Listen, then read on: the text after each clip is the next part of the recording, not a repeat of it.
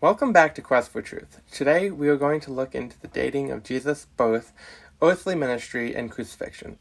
The Bible does not give us direct dates, but using biblical passages and extra-biblical sources such as Josephus' writings, we can determine the approximate dates. Before we get into it, I'd like to note that knowing the dates of biblical events is not necessary for faith, but it can provide a stronger foundation for your faith and put Jesus' life into a more real sense. Let's start by looking at Jesus' birth. Although Jesus' birth was determined to be the change from BC to AD, he was not born in 1 AD. When the Gregorian calendar was made, the perceived date of Jesus' birth was not precisely accurate. Modern scholars have gained more insight into the accurate year of Jesus' birth.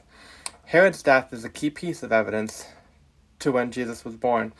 In their accounts of Jesus' birth, both Matthew and Luke's Gospels portray Jesus born during the reign of Herod. Matthew's Gospel goes into much more detail surrounding Herod's impact on the date.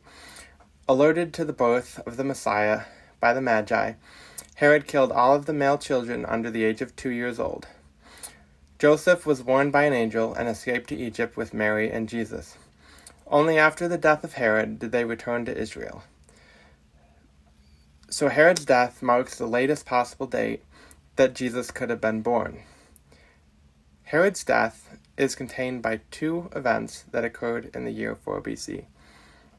The first is an eclipse. Josephus wrote that not too long before Herod's death, there was an eclipse of the moon. The eclipse is dated from astronomical data to precisely March 12-13 in 4 BC. The second event, also given by Josephus, is that the Passover occurred shortly after Herod's death. April 11 marked the beginning of the Passover in 4 BC. Therefore, Herod died between the eclipse on March 12th and 13th and the Passover on April 11th of 4 BC. At Herod's death, Jesus was at most 2 years old. Since Herod killed all of the babies under 2, Jesus was most likely under 2 at the time. Therefore, Jesus was born approximately 2 years before Herod's death.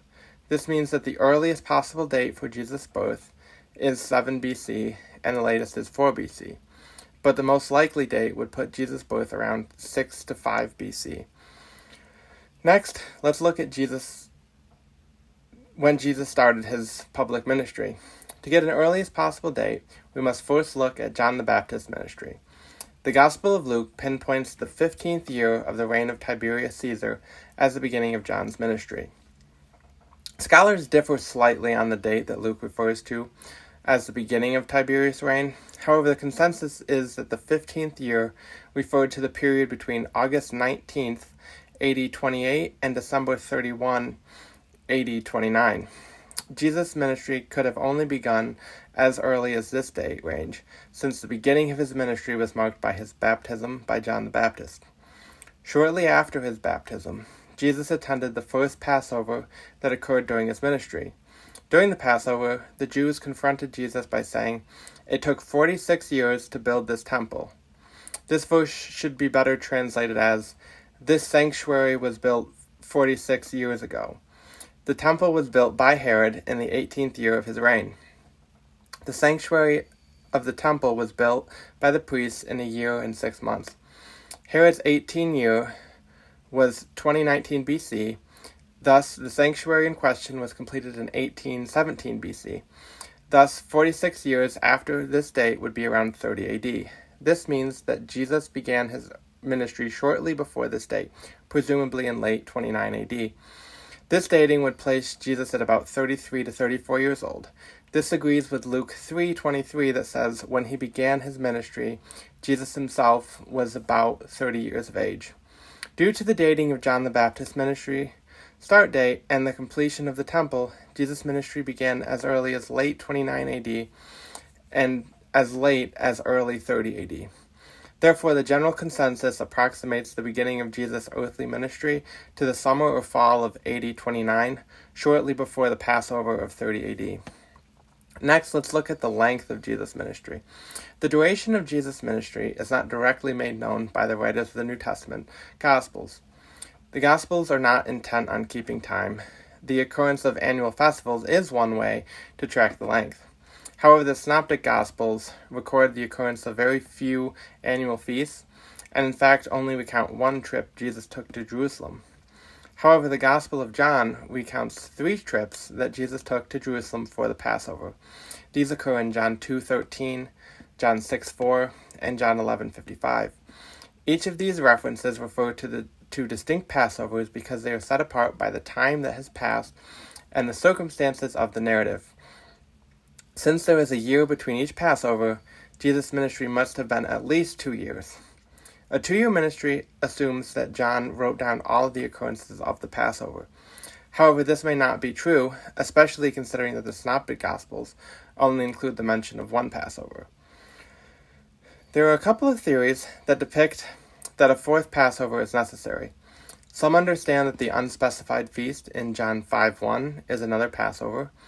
However, others suggest that that feast was Pentecost or Booth rather than Passover.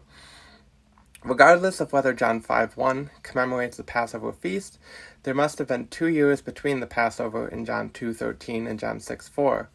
When compared to the Synoptic Gospels, there are 2 points that connect to John: the start of Jesus' ministry and the feeding of the 5,000. Between these events, Mark 2:23 depicts Jesus' disciples eating grain from a field at harvest time. Passover is in March or April, and harvest time is April to May. Therefore, this passage takes place around the time of or shortly after a Passover. This Passover cannot be the first Passover of Jesus' ministry, because that was too close to the beginning of his ministry. It also cannot be the second Passover mentioned in John, because that Passover occurred around the time that Jesus fed the 5,000, and that would not allow time for the narrative in the Synoptic Gospels to take place.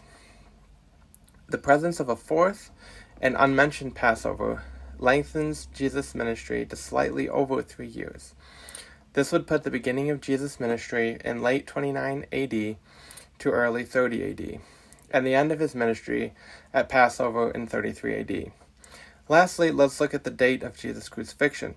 Jesus was crucified on the day following the final Passover of his time on earth in 33 AD. We know that Jesus was crucified on a Friday because John 19:31 depicts the Jews demanding the body be removed from their crosses because the Sabbath started at sundown. Remember that for the Jews, the day began at sunset. Therefore, since Jesus was taken to trial following the Passover, Passover must have occurred on a Thursday. There are only 2 options for a Thursday Passover. Passover may have been on a Thursday in 30 AD, yet since that would give no time for Jesus' 3-year ministry, it must not be the correct year. The other option is 33 AD, the same year that was independently determined to be the ending year of Jesus' ministry. In 33 AD, Passover falls on a Thursday as necessitated by the Passion narrative. Thus, the crucifixion most likely occurred on Friday, April 3rd of 33 AD. Jesus rose from the dead on the 3rd day, as he predicted. Some claim that because of Jesus' claim in Matthew 12:40 that he would be 3 days and 3 nights in the heart of the earth, that Jesus rose on the 4th day. However, the Jews reference part of a day as a whole day. So the day Jesus was crucified was the 1st day, the Sabbath was the 2nd, and the day he rose, Sunday, was the 3rd day. Although there is some debate among scholars, these passages agree that Jesus rose on Sunday. After Jesus' resurrection, he remained on earth for a short time. He appeared to the 11 disciples and taught them to understand what had happened. He ministered for a total of 40 days after his resurrection before returning to heaven. 1 week later, on Pentecost, 50 days after the Passover, the Holy Spirit came upon the disciples. The historical and biblical evidence reasonably proves the timeline of Jesus' life, ministry, death, and resurrection. He was most likely born late 5 BC or late 6 BC or early 5 BC. His ministry began in late 29 AD, with the first recorded Passover being in 30 AD, and lasted slightly over 3 years. His crucifixion then came at the end of those 3 years, the day after Passover in 33 AD. This scholarly work is beneficial. However, let's not forget the reason for Jesus coming to earth, that he shall save his people from their sins. Thanks for tuning in, and I'll see you again next week on Quest for Truth.